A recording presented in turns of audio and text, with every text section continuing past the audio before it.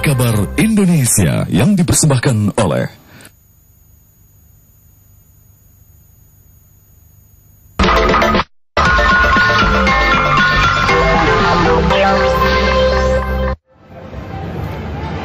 Kembali di Apa Kabar Indonesia bersama Arif Fadil. Saat ini pemirsa, saya juga sudah bersama dengan dua orang narasumber saya. Ini pertama ada Pak Budi Yuwono, Dirjen Cipta Karya dari Kantor Kementerian Pekerjaan Umum begitu.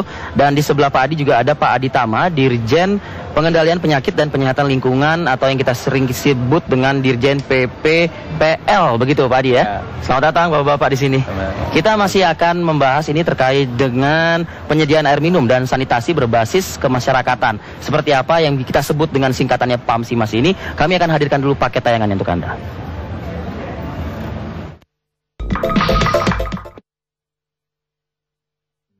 Masyarakat membutuhkan air untuk hidup sehari-hari, mulai dari mencuci, memasak, mandi, dan masih banyak lagi. Air memang adalah kebutuhan paling mutlak, terutama kebutuhan untuk minum. Air minum adalah yang utama, dan masyarakat memilih air minum yang bersih dan aman untuk dikonsumsi. Namun sepertinya masyarakat berpenghasilan rendah masih sulit mendapat air minum bersih dan aman. Masih banyak sekali daerah di Indonesia yang kekurangan air minum bersih. Hal ini terlihat dari masih banyaknya lingkungan yang kotor dan tidak sehat. Lingkungan yang kotor merupakan media yang amat baik bagi pertumbuhan kuman dan penyakit. Untuk itulah pemerintah menerapkan program penyediaan air minum bersih. Hal ini bertujuan agar masyarakat sadar bahwa lingkungan yang bersih akan berdampak baik bagi kesehatan. Karena air yang dihasilkan dari lingkungan yang bersih adalah air yang bersih pula. Dari program ini masyarakat diajak untuk lebih peduli terhadap kesehatan.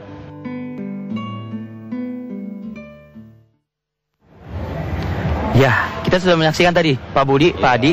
Mungkin pertama saya melihat ke Pak Budi dulu, karena tadi gambar terakhirnya adalah ada gambar PU-nya begitu kan. Itu salah satu dari bentuk infrastruktur yang dibangun oleh PU ya. Salah satu dari sekian ribu yang dibangun PU. Sekian ribu. Dijelaskan dulu dong Pak, mungkin apa latar belakang Kementerian PU dan juga Kesehatan melakukan kerjasama di bidang penyediaan air bersih dan sanitasi.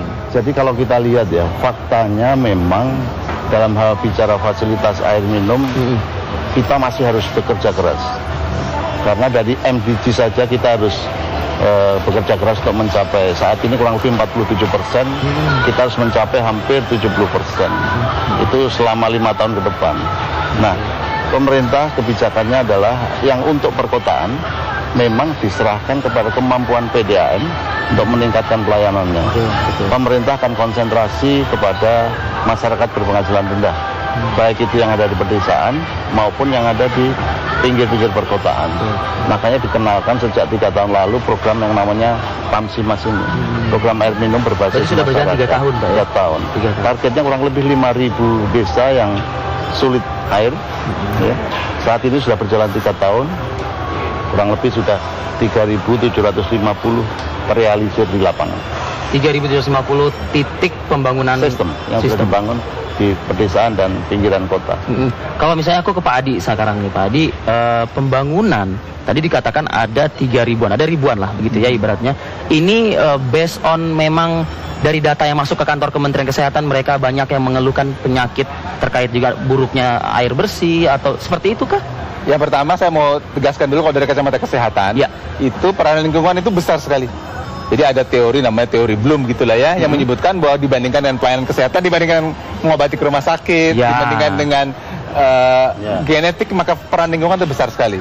Jadi kalau kita memperbaiki lingkungan itu kita mencegah sebelum orang sakit. Jadi itulah yang makanya penanganan lingkungan ini jadi prioritas penting dalam pelayanan kesehatan. Jadi bukan hanya pengobatan orang yang sudah sakit. Jadi itu hal yang penting sekali.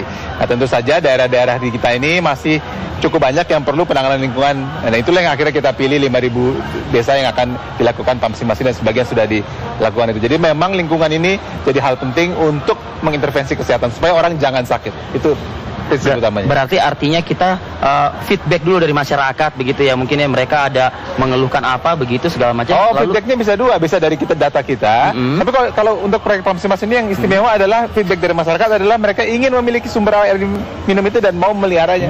Jadi ini adalah program di mana peran serta masyarakat besar sekali karena mereka memang mau sumber air di situ dan mereka sudah berjanji kalau nanti sumbernya sudah ada, mereka akan memeliharanya dan kalau bisa mereplikasinya. Itu yang peran masyarakat yang membedakan proyek ini dengan proyek yang lain. Cuma ditaruh aja gitu. Ya, itu dia. Biasanya, nah ke Pak Budi nih. Tadi saya sempat ngobrol juga sama Pak Budi begitu ya. Biasanya kan kalau saya tidak mengatakan publik lah seperti itu, tapi ya kita nggak usah tutup mata, beberapa infrastruktur yang dibangun oleh pemerintah kebanyakan tuh hanya sesaat. Karena masyarakatnya pun juga lah nanti yang ujung-ujungnya mungkin tidak merawat, tidak memanfaatkan semaksimal mungkin. Pak Budi melihat program Pansimas ini dibangun di tempat-tempat daerah yang sangat membutuhkan air bersih, sanitasi yang baik, berlangsung dengan baik Pak atau? Ya, kita memang belajar dari masa-masa lalu ya, program yang sangat sentralistik begitu ya. Nah, sekarang memang kita sebut yang berbasis masyarakat memang harus muncul dari keinginan masyarakat itu sendiri. Pertama, kita lakukan pemberdayaan bahwa mereka perlu atau tidak. Nah, untuk itu mereka harus berkelompok dalam apa yang disebut dengan Badan Keswadayaan Masyarakat itu. Nah, dengan begitu mereka tahu kebutuhannya seperti apa dan nanti kelanjutannya seperti apa. Sumber mereka yang bisa menentukan tentunya advis teknis dari kita. Setelah itu mereka akan bisa menghitung biayanya berapa. Ya, bantuan pusat hampir 200 juta misalnya per desa, mereka akan bisa menghitung kebutuhan tambahnya berapa. Nah, dengan begitu akan memperkokoh pasca konstruksi. Idenya adalah itu. Sehingga pertama tahapan mereka membentuk kelembagaan, ya. Terus dari Pak Adi masuk dalam mengajari mereka pola hidup sehat, sosialisasi dengan pola hidup sehat, sosialisasi. Nah, setelah itu tahapan konstruksi. Mereka juga terlibat di dalam tahapan konstruksi. Nah, setelah selesai apa yang disebut tahapan pengelolaan itu, mereka sudah menjadi lebih iuran menjadi lancar dan sebagainya. Untuk merawat atau melakukan maintenance lebih lancar, ya. Iuran juga lancar. Nah, alhamdulillah dari 3.750 itu mereka sudah memfungsikan semuanya dan mereka mempunyai aset sekarang. Karena aset itu diserahkan kepada masyarakat. Pak Adi, memang sejauh ini Pak Adi masih banyak warga masyarakat kita yang mungkin menyampaikan keluhan terkait dengan penyakit-penyakit tentunya ya begitu, yang akibat buruk air, sanitasi. Ini udah 2010 Pak Adi gitu loh, masih aja ada yang seperti itu. Pak Adi gimana Pak Adi? Sebenarnya ada dua hal memang dalam hal ini. Yang pertama memang soal sarana. Tapi yang kedua juga soal kebiasaan. Kadang-kadang sarana sudah ada tapi kebiasaan belum. Jadi mesti dijalankan dua-duanya. Sarana kita sediakan, pada saat yang sama juga masyarakat harus dibudidayakan untuk menggunakan sarana itu dengan baik.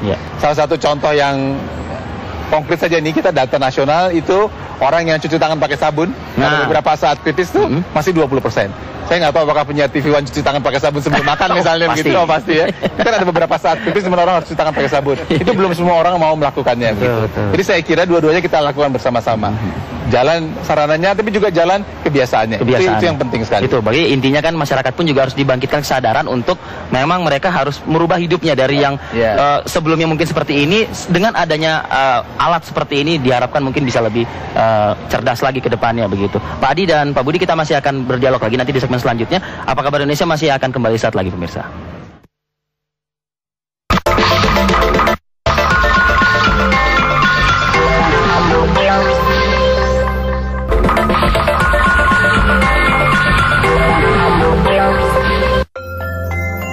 Air minum yang mengalir di rumah Anda berasal dari sumber air. Apabila sumber air tercemar, maka dibutuhkan biaya untuk mengolahnya menjadi air minum. Apabila sangat tercemar, maka biayanya semakin meningkat.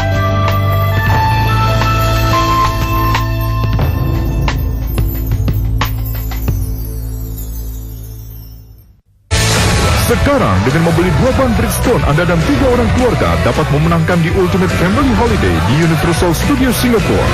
Akomodasi di Resort World Sentosa. Buruan beli Bridgestone dan menangkan hadiahnya.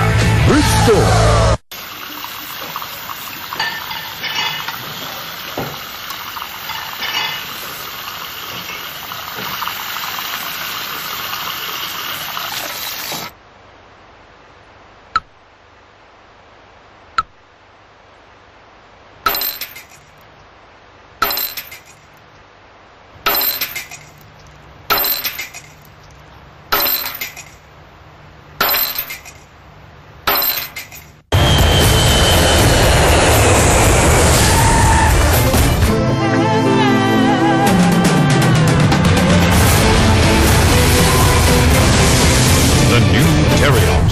Play your wild side.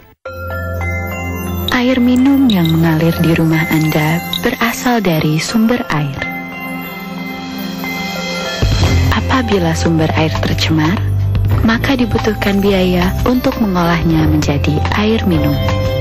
Apabila sangat tercemar, maka biayanya semakin meningkat.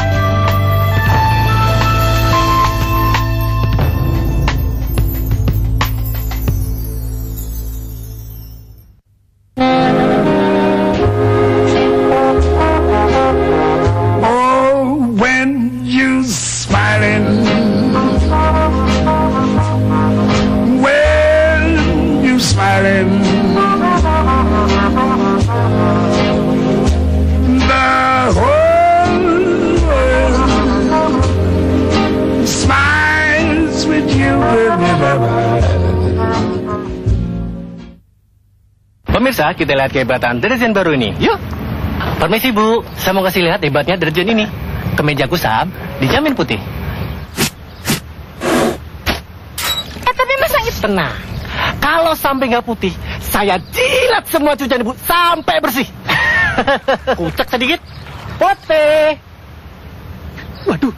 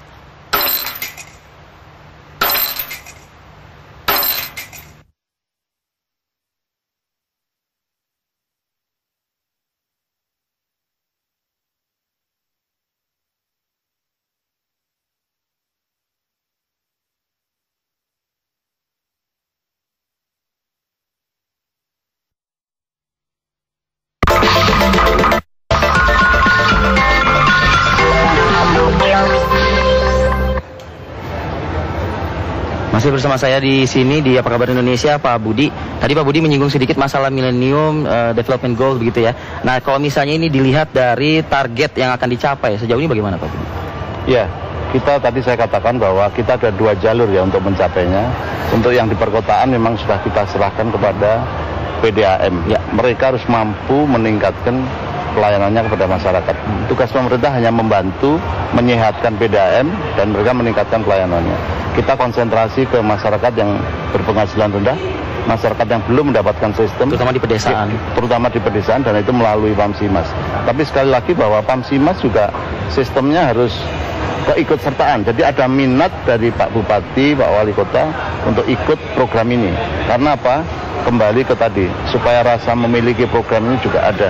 Jadi kenapa ini hanya 15 provinsi?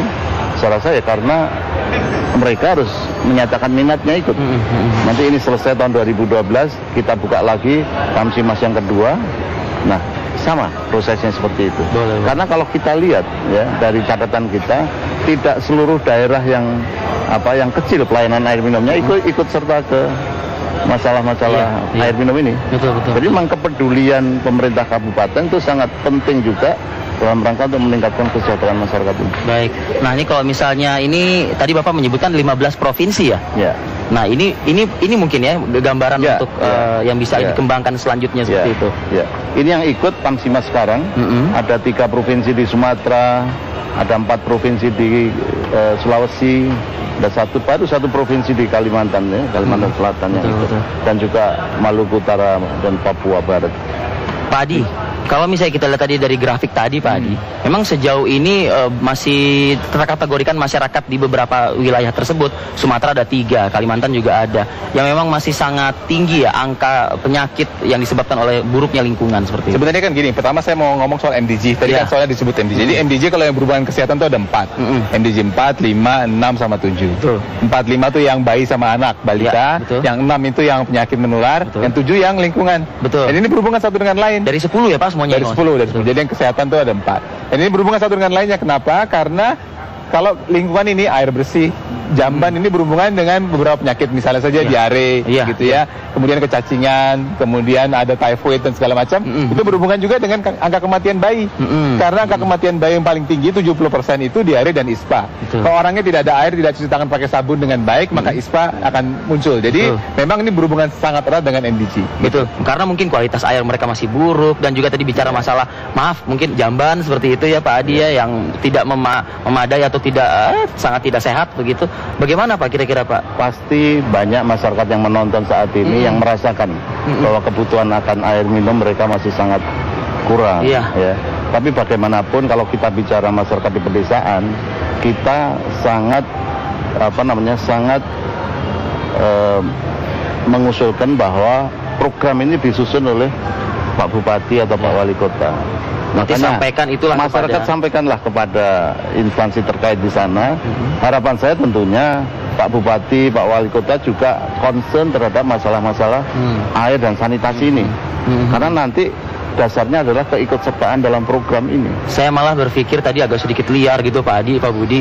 Mungkinkah ada hotline pengaduan dari masyarakat yang mungkin disediakan oleh Pamsimas seperti itu? Ada nggak Pak kira-kira Pak Adi seperti ini gitu? Kedepannya mungkin gitu, agar mungkin publik juga bisa ikut menyampaikan masukan seperti apa? Kalau dari kacamata kesehatan, kita punya hotline. Jadi kalau ada keluhan kesehatan bisa disampaikan ya, baik hotline di tingkat nasional maupun juga hotline di dinas kesehatan masing-masing.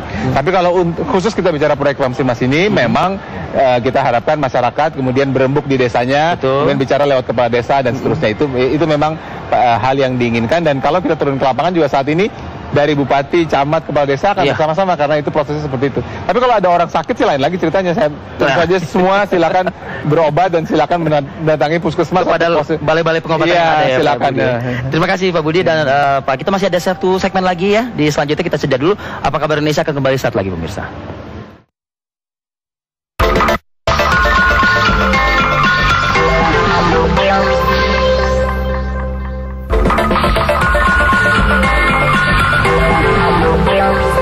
Pemirsa, kita lihat kehebatan deterjen baru ini. Yuk.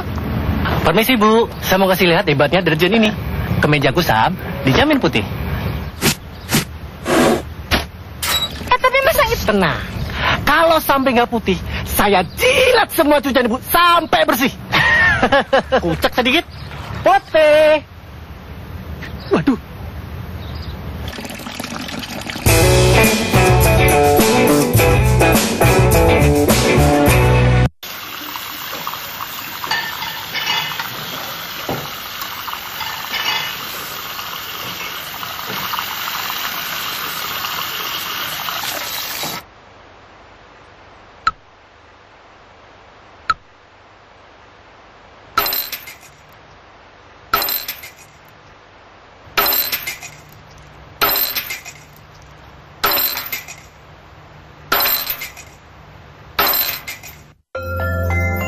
Air minum yang mengalir di rumah Anda berasal dari sumber air. Apabila sumber air tercemar, maka dibutuhkan biaya untuk mengolahnya menjadi air minum. Apabila sangat tercemar, maka biayanya semakin meningkat.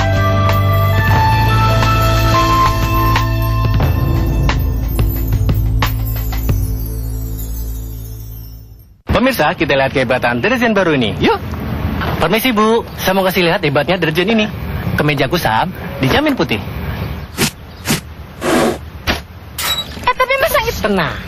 Kalau sampai nggak putih, saya jilat semua cucian Ibu sampai bersih.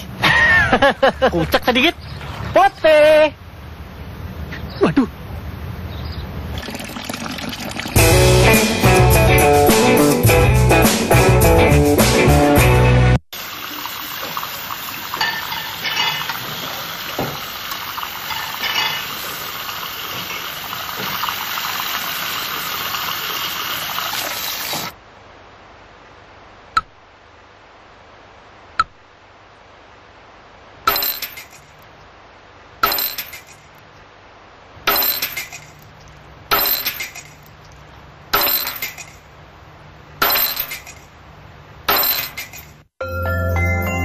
Air minum yang mengalir di rumah Anda berasal dari sumber air. Apabila sumber air tercemar, maka dibutuhkan biaya untuk mengolahnya menjadi air minum. Apabila sangat tercemar, maka biayanya semakin meningkat.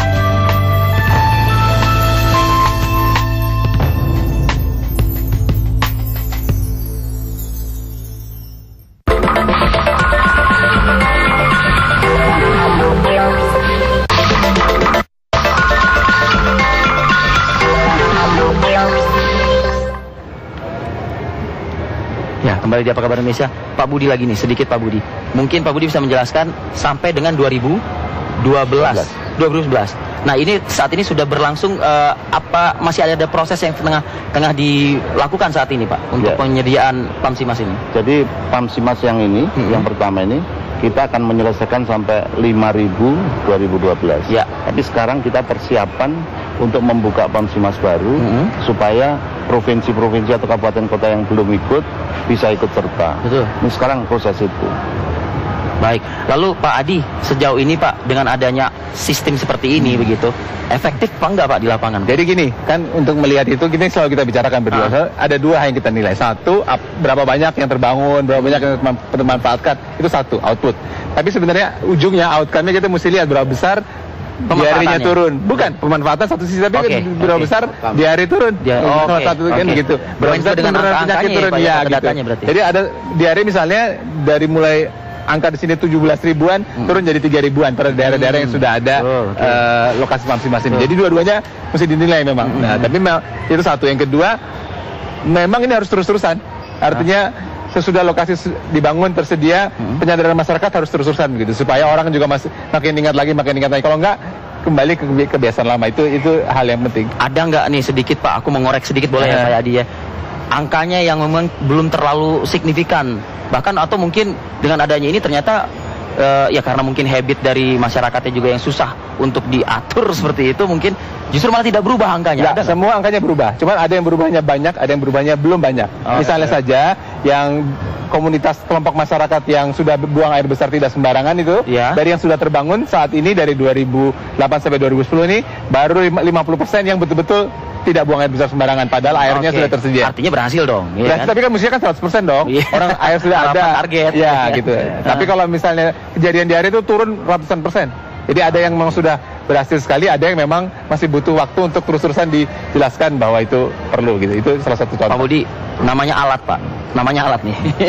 Pasti bisa rusak Pak gitu kalau ibaratnya. Nah gimana Pak ini Pak? Dari awal sudah kita sosialisasikan bahwa alat ini suatu ketika rusak. Makanya itu perlu perawatan. Perlu penggantian. Untuk itu perlu dana. Nah, masyarakat tidak bisa gratis menerima pelayanan ini. Harus ada, semuanya kayaknya mau disuapinin terus iya, tidak bisa. Harus ada kontribusi iuran rutin bulanan. Dan alhamdulillah kita cek disiplinnya lebih bagus dari yang di perkotaan. Ya terlihat Pak, tadi data juga kan udah menurun begitu kan. Disiplinnya iuran juga lebih bagus dari yang di pedesaan. Cara menghitung tarif mereka lebih realistis. Karena apa? Karena aset ini menjadi milik dia, dia concern terhadap perawatan tadi, supaya ini sustain, supaya ini berkelanjutan. Betul. Ya sekarang siapa sih yang nggak mau ngelihat ada, wah nih udah bersih, wah nih udah baik seperti itu. Pak Adi, terakhir mungkin Pak Adi, harapannya ke depannya seperti apa Pak Adi? Sebenarnya saya ingin titipkan pesanlah ke masyarakat, beberapa pesan supaya yang pertama kita semua sadar walaupun sudah berulang kali disebutkan bahwa pencegahan lebih baik dari pengobatan. Jadi untuk menjaga mahal Pak biayanya. Jadi untuk menjaga supaya kita semua hidup sehat, lakukanlah upaya-upaya pencegahan. Antara lain yang paling utama adalah perilaku hidup bersih dan sehat. Dua faktor di situ yang berhubungan dengan pembicaraan kita saat ini tentu saja adalah memanfaatkan air yang bersih yang untuk air minum dan juga cuci tangan pakai sabun. Itu dua hal yang penting yang harus dilakukan oleh masyarakat dalam rangka proses pencegahan. Dan saya yakin dan juga data ilmiah menunjukkan bahwa kalau kita menjaga lingkungan dengan baik, maka kesehatan insya Allah akan bisa terjaga dengan baik. Semuanya berawal dari tangan masyarakat pun juga untuk infrastruktur yang ada. Mungkin harapannya seperti apa?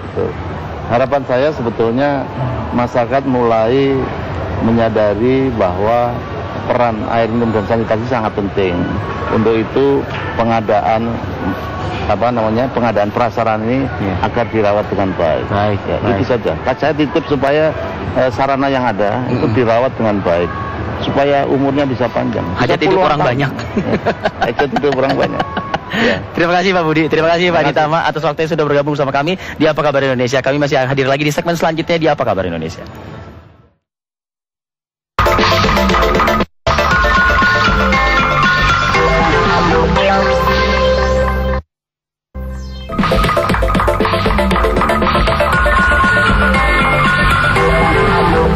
Anda baru saja menyaksikan Apa Kabar Indonesia yang dipersembahkan oleh